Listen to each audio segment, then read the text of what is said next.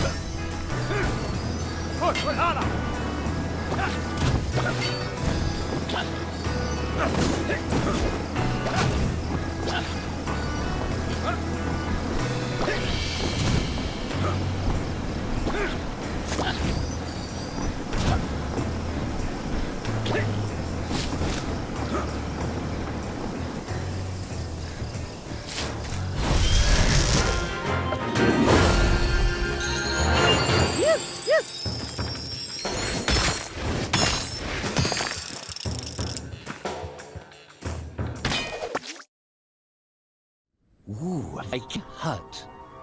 It was strange there was one so deep in the forest.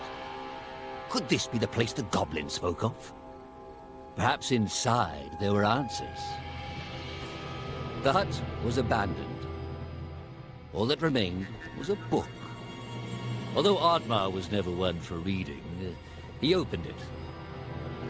Inside the book it read, Diary of Vaskar, the Disgraced. Could his old friend still be alive? With Oddmar's parents gone, Vaskar took Oddmar in. Despite this huge responsibility at such a young age, Vaskar had impressed the chief and become a promising young warrior. The chief was so impressed, he decided Vaskar was to lead the Vikings into the forest for the first time. Vaskar went to the forest alone to prepare. But the more he went out there, the less he wanted to hurt anything within it. He begged the chief to reconsider, but the chief was not a very thoughtful man. When Vaskar refused to lead the charge, he was labeled a traitor and was banished. Much time passed, and a fairy visited Vaskar. A great threat to the forest was looming, and her people were in danger. She knew she could trust him with the great power to save the forest. He had no idea he was to fight the god of chaos. Vaskar was almost victorious, but Loki, in desperation, turned Vaskar's own powers against him. He was cursed, but Loki was driven from the forest for now. The curse was quickly consuming Vaskar, but the fairy could not help. Loki's hold on the forest and their magic was still too tight. The fairy asked if there was anyone else who could help. Vaskar was reluctant to put his friend in danger, but he had no choice. Oddmar always asked himself why he never went out there, why he was too scared to try and help his friend as he had helped him. He often thought about that. But where was Vaskar now? Perhaps his aunt laid further down the river.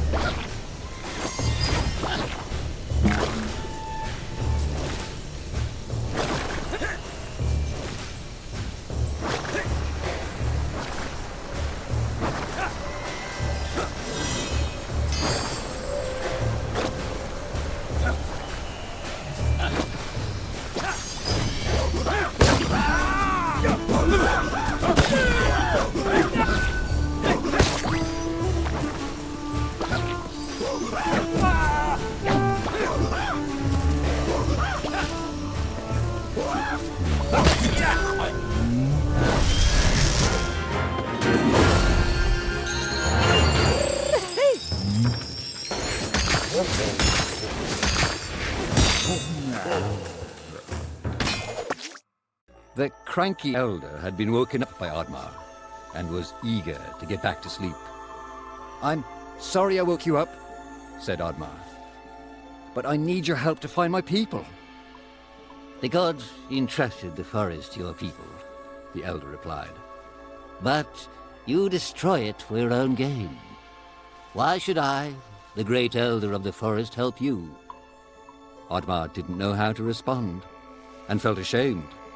"The forest goblin," Oddmar uttered. "He told me that you had answers. Please help me." The elder paused. He knew that the creature Oddmar was referring to had made a great sacrifice to protect the forest. He decided to help Oddmar. "Underneath the great mountain, there is a powerful golem," explained the elder. "It will not help you willingly, but it has the key to the gate between worlds." Oddmar's spirits were lifted and asked the elder, "Between worlds? Will I find my people there? Do you know where Vasker is?" The elder yawned, closed his eyes, and muttered, "I grow tired, Viking. I'm not used to speaking this much." The elder fell into a deep slumber, and Oddmar was on his way. Oddmar ventured deeper into the forest and encountered a band of goblins holding a forest critter prisoner. Although his greatest challenge lay ahead in that mountain, and he was resolved to stay on his path, he knew that helping that poor critter was the right thing to do.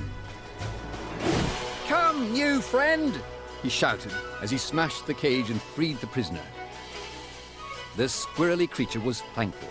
In return, he agreed to help the Viking along his journey.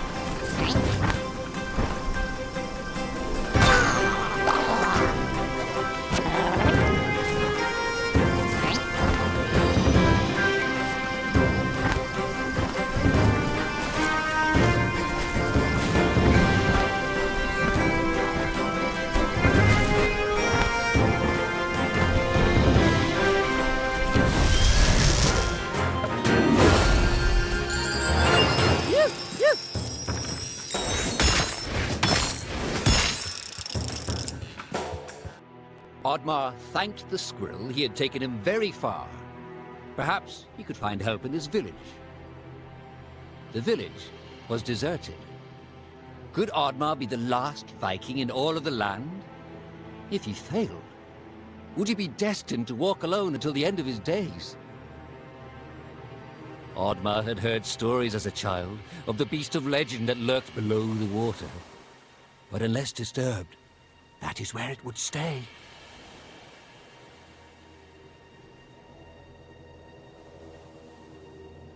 The Kraken. It was real. Perhaps the chief's wish would come true.